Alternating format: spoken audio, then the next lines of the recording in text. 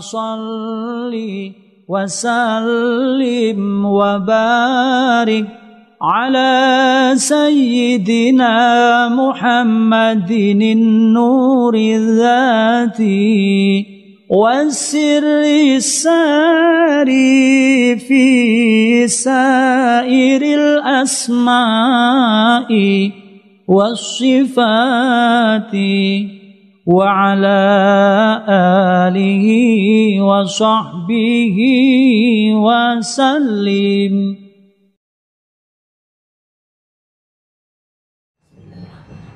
Assalamualaikum warahmatullahi wabarakatuh. Bismillah, alhamdulillah, syukurillah, wala khawla wala quwata illa billah. Akan saya jabarkan, ini rahasia pribadi, jangan ngomong sama siapa-siapa, ini rahasia saya. Saya kasih suatu amalan, salah satu cara yang saya amalkan. Amalan ini saya dapatkan dari Abah Suyuti Al-Ghazali, Cepu, Jawa Tengah. Amalan ini saya dapatkan dari beliau, Abah Suyuti Al-Ghazali, Cepu, Jawa Tengah, Ketua KHOS Bagan Nusa. Amalan ini insyaallah sudah saya amalkan dan sudah saya rasakan. Jadi saya mengijazahkan sesuatu hal yang sudah saya amalkan. Insyaallah yang saya ijazahkan kepada jenengan semua yang sudah saya rasakan. Amalan ini adalah amalan yang sangat mustajab insyaallah. Dan apabila diamalkan insyaallah, dan apabila panjenengan amalkan insyaallah, selama sebelum sampai 41 hari insyaallah akan dikabulkan oleh Allah. Saya ijazahkan kepada jenengan, tapi jangan ngomong-ngomong sama orang. Khusus buat panjenengan saja. Panjenengan ya semuanya berarti ya, sejak jadi rahasia. Diamalkan dengan istiqomah.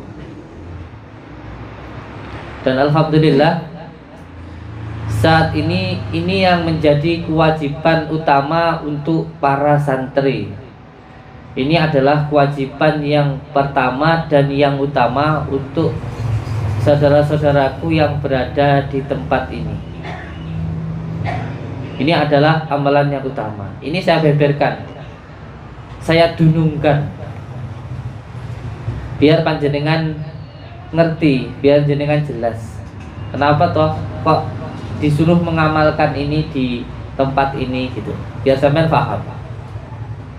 Karena amalan ini yang saya amalkan sudah selama 15 tahun.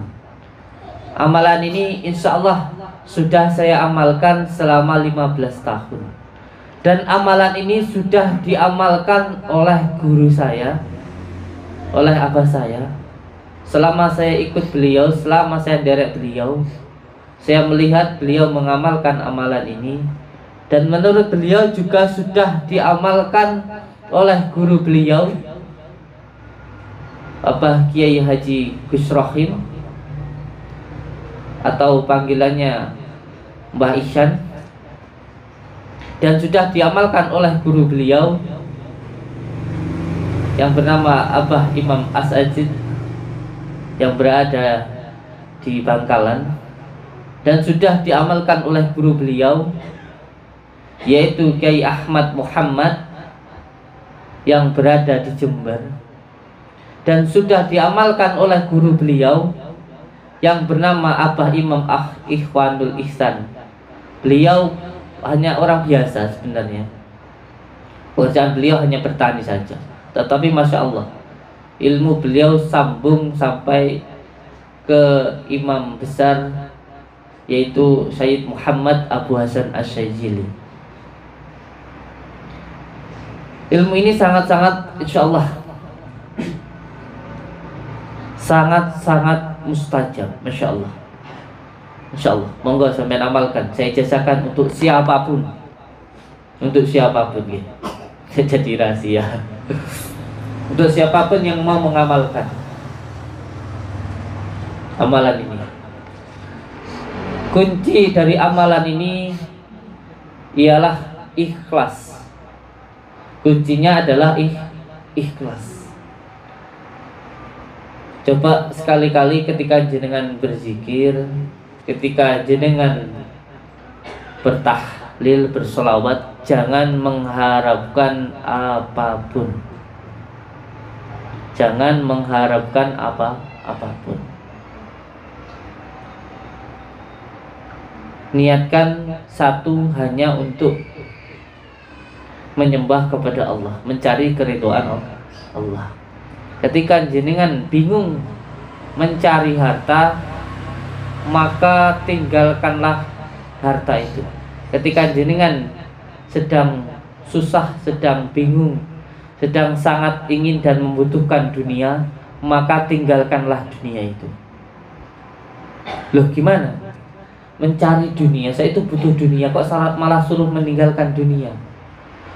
Ketika jenengan sangat butuh dunia, maka dekatilah yang mempunyai dunia.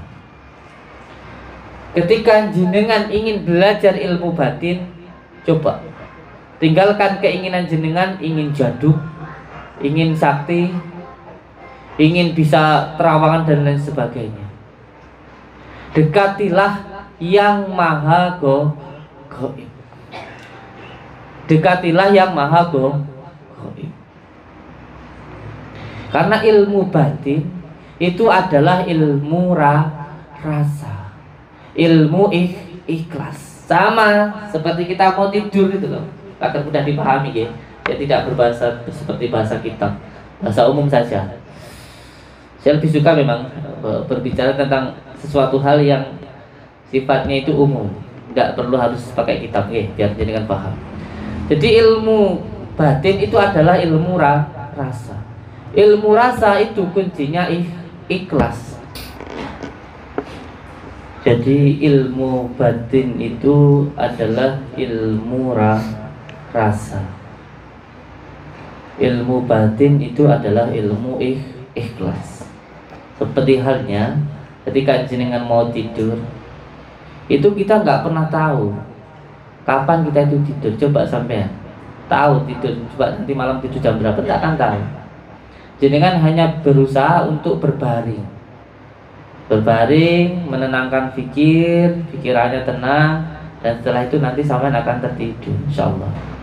Orang yang ingin tidur itu kalau terlalu mengharapkan akan cepat tidur, malah nggak tidur. Mau tidur kok dang turu, kapan aku turu, malah nggak turu sampean. Tapi kalau sampean lepaskan saja semuanya, pasrahkan kepada Allah, sudah santai ya sampean tidur. Orang meminta kepada Allah, orang belajar ilmu batin juga seperti itu. Apalagi yang mau belajar terawangan, masya Allah. Yang mau terawangan kok pengen belajar terawangan,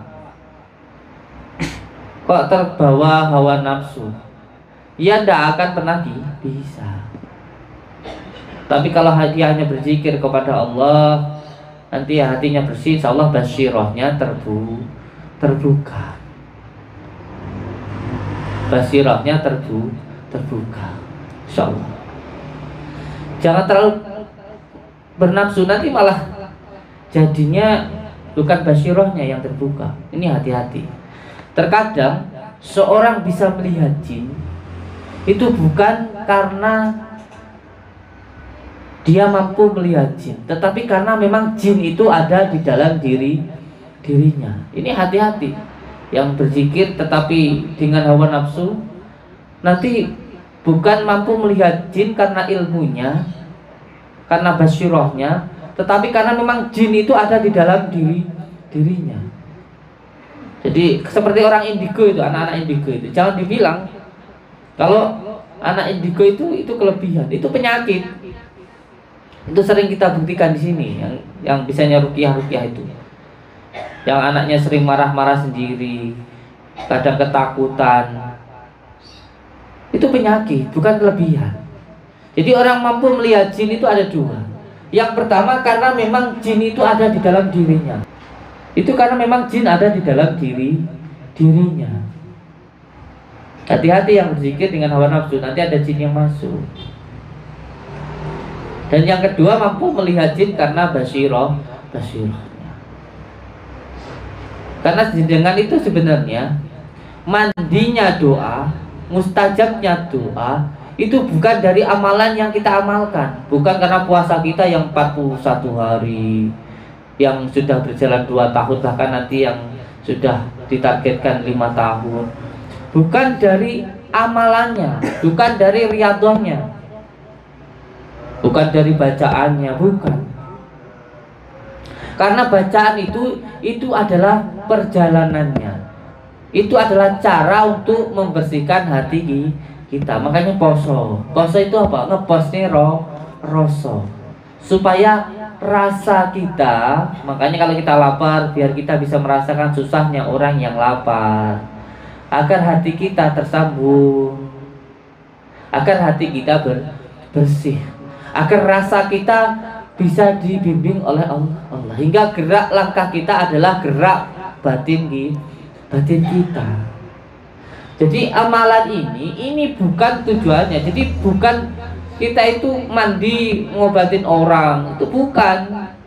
Kita itu bisa ini bisa itu karena amalan ini, karena amalan itu, karena melakukan puasa ini, puasa gantung, puasa pendem, bukan itu. Itu adalah jalannya. Seperti HP ini loh. Ketika saya mau menuju ke jenengan, saya telepon jenengan. Lah, caranya, amalannya ini dengan HP ini. Ini cuma cara. Puasanya, beritanya itu hanya cara supaya saya bisa dekat dengan jenengan. Kalau sudah dekat, ya sudah mesra, HP-nya tak taruh.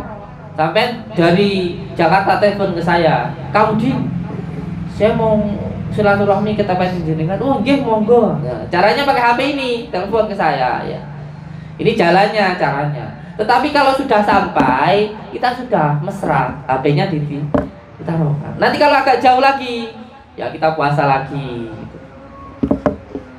Telepon lagi kalau sudah pulang, kalau punya rasa agak jauh, telepon lagi. Kalau sudah dekat sudah. HP ini, puasa kita, amalan kita ini adalah jalan kita. Jadi jangan bangga. Jangan bangga dengan puasa kita, dengan wiridan kita setiap malam, itu jangan bangga.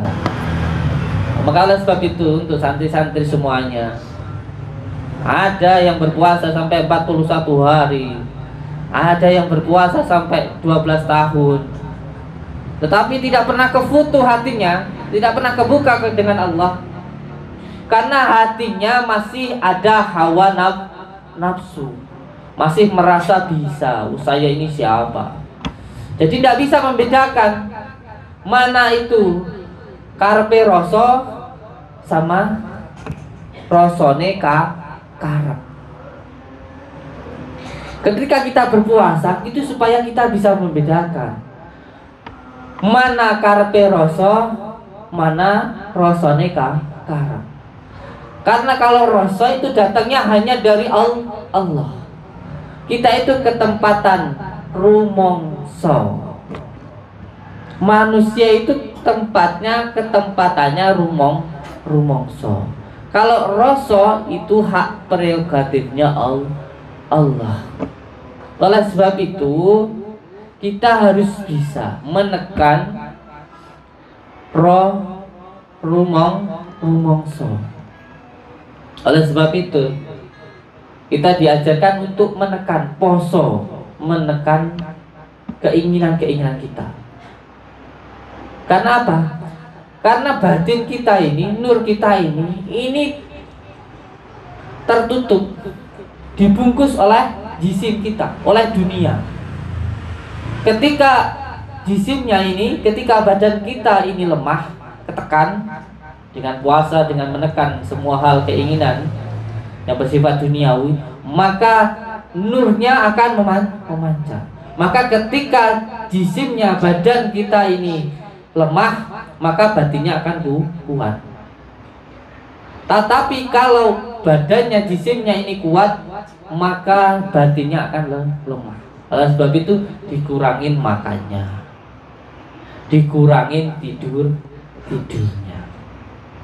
Sama kayak sampai mau mengeluarkan minyak itu yang ada di dalam kelapa, mau mengeluarkan santan itu saja sudah, nggak usah yang tinggi-tinggi, nggak usah marifat, hakikatnya saja. Mengeluarkan santan saja, itu kelapa harus dikeprok dulu, setelah dikeprok parut dulu, setelah diparut goreng minyak, setelah itu baru dikeprok dulu, parut, baru keluar minyakan. Ya memang kita itu harus dipaksa, kita itu harus dipaksa. Dari dipaksa nanti akhirnya jadi biasa, terus akhirnya jadi suka. Makanya ada puasa 7 hari, ada puasa 41 hari, ada puasa 2 tahun, ada puasa sampai 11 tahun. Itu memang untuk pemaksaan. Jadi kalau ada yang bertanya ke saya, Kang, gimana caranya biar saya itu istiqomah di dalam mengamalkan amalan? Maka saya jawab, kuncinya ya paksonen, ya harus dipaksa. Dari dipaksa nanti jadi biasa. Contoh ketika jenengan sudah biasa sholat isya, kok belum sholat isya tidur, pasti gelimpungan, ndak enak, karena belum sholat isya. Bahkan kalau sudah tidur itu lo bisa bangun, oh ya aku tadi belum sholat isya. Nanti jadi biasa, terus akhirnya jadi suka. Puasa 7 hari itu ada perlawanan, 41 hari sudah mulai ada kebiasaan. Nanti setelah 2 tahun sudah muncul rasa cinta. Makanya kita ini dijadikan manusia, kita ini sudah dimanusiakan, disempurnakan oleh Allah. Makanya kita itu katanya diciptakan sudah sempurna. Maka ketika kita sudah diciptakan secara sempurna, maka kita harus bisa menyempurnakannya. Jadi kita itu sempurna, bukan sempurna apa adanya. Sempurna karena kita sempurnakan. Kita itu dikatakan manusia yang sempurna oleh Allah, diciptakan sebagai manusia yang sempurna karena kita punya akal dan juga punya nafsu. Kita itu dikatakan manusia yang sempurna karena kita punya akal dan juga punya nafsu. Maka ketika akalnya mampu untuk mengendalikan hawa nafsunya, maka itu yang disebut dengan insanul kamil, manusia yang sempurna. Tapi ketika nafsunya yang mengendalikan akalnya, maka dia akan menjadi manusia yang hina, lebih hina dari binatang. Karena kalau binatang itu hanya diberikan nafsu, tetapi tidak diberikan akal. Sedangkan malaikat diberikan akal, tetapi tidak diberikan nafsu. Sedangkan kita manusia diberikan akal, juga diberikan nafsu. Maka ketika akalnya mampu mengendalikan nafsunya, dia lebih sempurna daripada malaikat. Tetapi kalau nafsunya yang mengendalikan akalnya, maka dia akan lebih hina dari binatang. Ada yang bertanya ke saya, Kang, gimana caranya supaya saya itu bisa mengendalikan hawa nafsu? Ya harus dipaksa dengan cara berpuasa, zikir. Dengan cara berpuasa dan berzikir. Wah Kang, saya pengen nafsu saya dihilangkan. Gimana caranya? Mati. Cara menghilangkan nafsu itu ya hanya dengan cara satu, mati. Karena kalau orang hidup itu nggak akan namanya nggak punya nafsu. Orang hidup itu pasti punya nafsu. Mulai sampai lahir itu sudah punya nafsu, sudah punya marah, lahir harus nangis, jengkel, punya nafsu. Karena kalau orang punya nafas, hawa ini udara gitu. Ini kalau orang masih punya nafas, ini ya punya nafsu. Ya kalau pasti punya nafas, ya pasti punya nafsu. Makanya di sini ada, kita selalu mengajarkan untuk zikir nafas dengan cara berpuasa dan sebagainya. Oke. Dan yang paling penting lagi, kembali seperti yang awal saya katakan, saya ijazahkan amalan yang apabila jenengan amalkan, insyaallah ini sangat mustajab. Ini adalah cara untuk meminta kepada Allah. Jadi orang meminta itu harus tahu cara-caranya. Jenengan meminta itu harus tahu caranya. Jangan asal meminta toh. Jadi banyak orang yang bertanya, kenapa saya itu sudah berdoa lama, sudah begini begitu, kok tetap tidak dikabulkan, toh Gus? Kok nggak dikabulkan toh Kang? Gitu lah. Karena nggak tahu caranya, asal minta toh. Asal minta toh. Orang meminta itu harus tahu caranya. Cara yang utama, yang pertama, ini saya kasih rahasia. Jadi dengan pahami ini. Sampai pengen usahanya laris, pengen punya usaha besar, pengen badannya sehat, tidak usah bingung-bingung, nggak usah ke dukun, nggak usah kemana-mana. Amalkan ini. Karena saya amalkan juga ini. Yang pertama, ketika jenengan meminta, itu sampean harus tahu dulu waktunya. Ketika jenengan meminta, sampean harus tahu dulu waktunya. Jadi kalau mau meminta sesuatu itu harus tahu waktunya dulu. Ini riyadhah yang harus sampean pahami. Jadi ini yang sebab itu saya ajarkan kepada semua santri di sini harus diamalkan itu. Yang pertama harus tahu waktunya. Nah, kalau ke kelurahan tadi waktunya jam 8 sampai jam 10, maka kalau jenengan meminta kepada Allah sudah dituliskan di dalam Al-Qur'an bahwa ketika meminta waktu kepada Allah yang paling baik yaitu waktu malam. Antara jam 1 sampai jam 3. Ketika orang-orang tidur itu sampai bangun dan meminta kepada Allah. Yang pertama harus tahu waktunya. Yang kedua harus lewat wasilah. Harus ada wasilahnya. Dan wasilah yang paling utama, jalan yang paling utama untuk mendekat kepada Allah dan yang paling tahu tentang Allah itu adalah baginda Rasulullah. Jadi kalau jenengan meminta itu harus lewat baginda Rasulullah. Karena Rasulullah adalah kekasih Allah. Dan kalau kita ingin dicintai oleh Allah, maka kita harus mencintai baginda Rasulullah. Ketika jenengan cinta dengan Rasulullah, insya Allah jenengan pasti akan dicintai oleh Allah. Dan kalau sampai sudah dicintai oleh Allah, namanya orang sudah cinta. Sampai kalau cinta sama pacar sampean, cinta sama istri ini sampean, istri sampean belum minta pun sudah sampean kasih. Malah apa yang menjadi kesenangannya wis sampean dang-dang sampean golek, wah senengannya kembang, senengannya baju, wis dang-dang sampean tumbas, sampean belikan, sampean kasih ke dia. Karena cinta. Bahkan belum berdoa, bahkan sebelum jenengan berdoa itu pun nanti akan sudah diberikan oleh Allah. Makanya jangan heran yang suka mengamalkan sholawat. Jangan heran, saya itu tidak pernah minta ini, minta itu, tidak. Sepertinya apapun yang saya kerjakan itu sudah diberikan oleh Allah. Makanya kalau orang banyak baca sholawat, itu kayaknya apapun yang dilakukan mudah gitu loh. Usaha baru gini ya wis mudah. Saya itu baru usaha itu kecil, saya itu pakai karung dulu cari rongsok.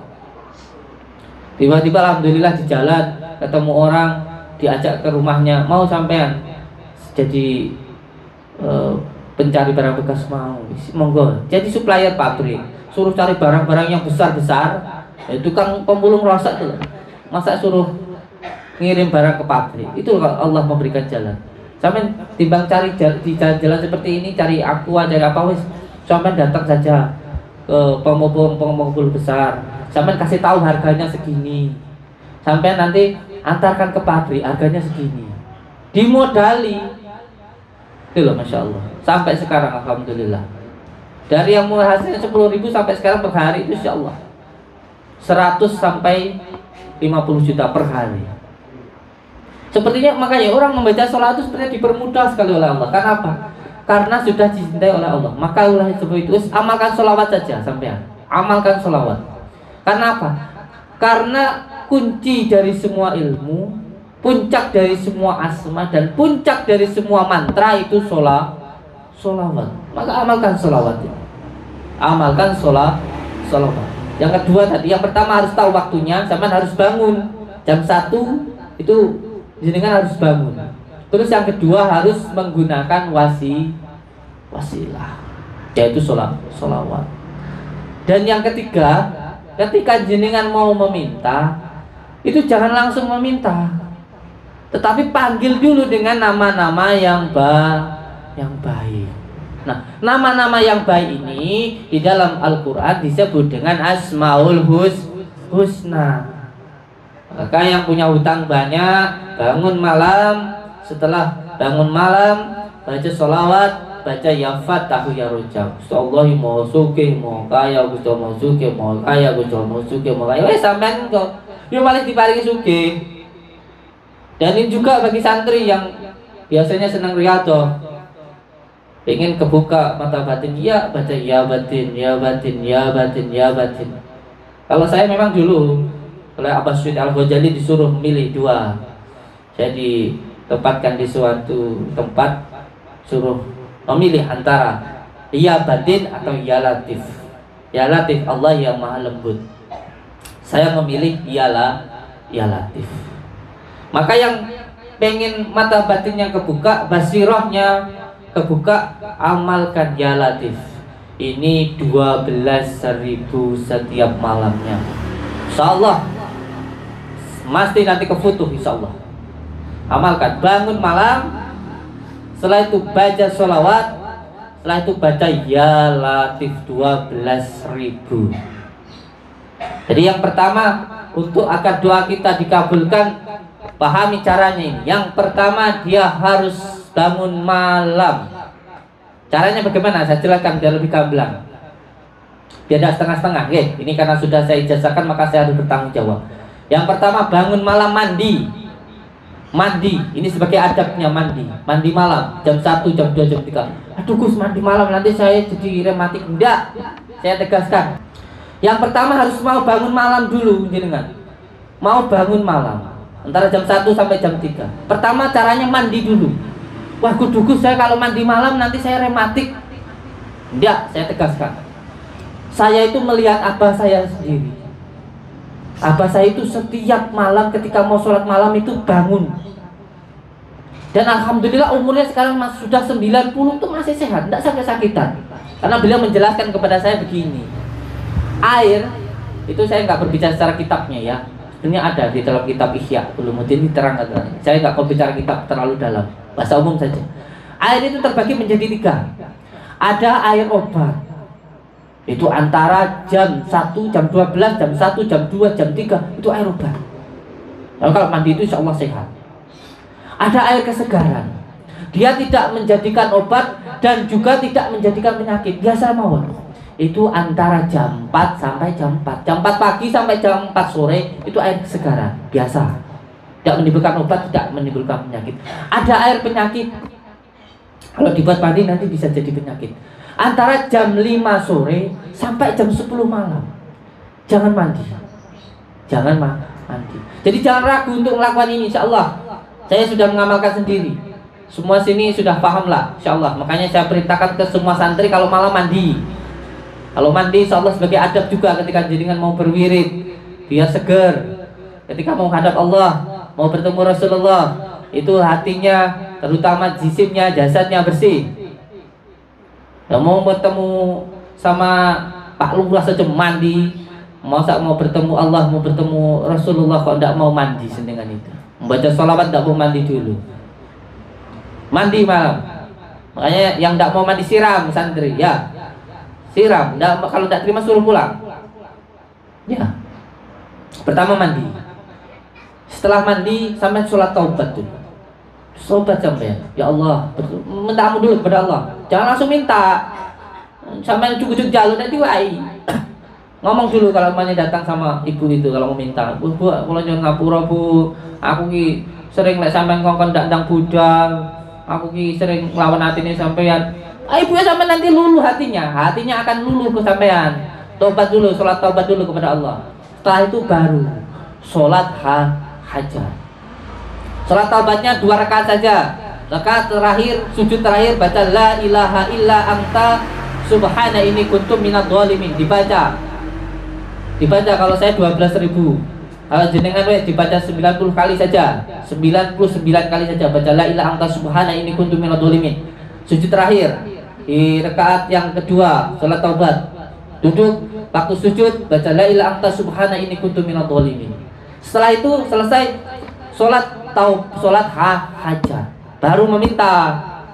Setelah itu minta kepada Allah. Setelah sampai merasa ya Allah maaf ampunilah saya itu sudah merasa itu, nah baru sampai meminta. Caranya bagaimana? Sholat taubat 4, sholat hajat 4 rakaat. Rakaat pertama baca surat Al-Ikhlas 10. Rakaat kedua setelah Al-Fatihah membaca Al-Ikhlas 20. Salam. Setelah itu rakaat ketiga membaca surat Al-Ikhlas 30. Rakaat keempat setelah membaca Al-Fatihah membaca surat Al-Ikhlas 40. Surat Al-Ikhlas. Surat Al-Ikhlas ini kalau saya jabarkan Masya Allah luar biasa. So Abdul Qadir Masya Allah, Nabi Khidir alaihissalam itu amalin surat Al-Ikhlas. Saya kasih bocoran, jangan kasih tahu orang ya. Surat Al-Ikhlas. Surat Al-Ikhlas itu amalannya Masya Allah. Di dalam surat Al-Ikhlas itu ada ini nanti kita jabarkan tentang apa itu. Kalau ada orang yang bilang zikirnya itu kan ada ya, kemarin-kemarin itu mensirik-sirikan zikir itu sirik-sirik karena Anda paham. Ini kalau nanti saya jabarkan tahu. Itu hurib. Makanya Allah itu punya wujud. Kita ini adalah wujudnya. Hurib kita itu hurib itu ada yang menghidupkan. Kita itu urip enak sing nguripi. Ini bisa kita bahas tentang zikir Allah. Nah, di dalam surat Al-Ikhlas ini banyak sekali Masya Allah menerangkan tentang keesaan Allah, tentang sifat-sifat Allah, dan Masya Allah luar biasa. Maka dibaca ini totalnya berarti berapa? 10, 20, 30, 40. Enak dipahami. Rakaat pertama 10, rakaat kedua 20, rakaat ketiga 30, rakaat keempat 40. Diamalkan. Nah, setelah sholat hajat yang 4 rakaat tadi itu, setelah itu baru jenengan membaca istighfar dan sholawat. Setelah itu membaca Asmaul Husna. Ini yang pengen kebatinannya hidup, rasanya hidup, amalkan ini, santri ini. Jangan sampai putus. 41 hari jangan putus. Coba sampai amalkan. Kalau saya dulu dibarengi dengan puasa bila ruh, tidak makan yang bernyawa dan yang keluar dari yang bernyawa. Karena di sana dulu itu di hutan. Di Lampung itu saya di hutan hidupnya. Makanya ya enak. Kalau sekarang saya puasa bila ruh ya agak sulit, kecuali dengan niat yang kuat. Kalau di hutan enggak, cuman makannya apa? Enggak ada yang dari hewan, jadi cuma nasi tok gitu. Nasi putih itu tok. Enggak ada di warung-warung jajan itu. Kenapa kau puasa bila ruh? Kenapa tidak makan yang bernyawa dan yang keluar dari yang bernyawa? Ini saya jelaskan, saya dunungkan. Karena untuk menekan nafsu hewani, kita tidak makan yang dari hewan. Karena apa yang kita makan akan menentukan yang kita lakukan. Jadi ketika mau menekan nafsu lawamah, supiyah, amarah yang ada di dalam kita, yang kita tidak makan yang dari hewan. Ini kembali lagi yang tadi, kalau balik lagi ya seperti itu. Oke. Ini diamalkan. Yang mau basirahnya kebuka, yang pertama baca asmanya. Kalau mau menurut seperti yang saya amalkan, baca ya latifnya 12.000 kali. Diamalkan. Dan jangan tertuju pada amalannya, jangan tertuju pada hitungannya. Ini yang salah kadang-kadang. Orang tidak akan pernah sampai ini kalau selalu jadi randang mari gitu. Ini bukan ya latif, bukan menyebut asma Allah yang maha lembut, yang maha lembut, itu enggak. Nanti malah hati sama pikirannya tidak sinkron, tidak selaras. Namun randang mari. Jangan dihitung-hitung yang 12.000 itu. Jangan dihitung-hitung. Nanti ini yang bikin tidak sampai, ini yang bikin lama enggak kefutuh itu karena apa? Dikasih wiritan yang lama biar sampai ke dalam hatinya, biar sampai ke dalam rasanya. Dikasih amalan yang buahnya biar sampai ke dalam hatinya, malah yang dituju hitungannya. Wes radang mari. Hitungan itu isi diri orang mari. Ini nanti malah tidak sampai ini. Jadi kalau baca itu hatinya, mulutnya membaca, hatinya merasakan. Merasakan. Ini diamalkan insyaallah. Semoga memberikan manfaat kepada saudara-saudaraku. Mohon maaf apabila ada kata salah yang khilaf dan perkataan yang tidak benar. Semua yang saya berikan kepada jenengan semoga memberikan manfaat. Dan satu hal lagi, ini adalah amalan yang benar-benar baik, dan apabila ada yang tidak baik dari saya, itu adalah murni dari saya sendiri, tidak ada hubungannya dengan amalannya. Demi Allah, demi Rasulullah, saya merasakan kenikmatan hidup, saya merasakan kemudahan hidup, saya merasakan kesenangan hidup dari amalan ini, dan saya ingin panjenengan merasakan amalan yang saya amalkan ini. Saya ingin panjenengan merasakan kemudahan, kenikmatan di dalam hidupnya panjenengan dari amalan ini. Dan apabila ada kesalahan di dalam diri saya, itu adalah murni kesalahan saya pribadi, tidak ada hubungannya dengan amalan ini. Semoga memberikan manfaat. Wabillahi taufiq wal hidayah. Wassalamualaikum warahmatullahi wabarakatuh.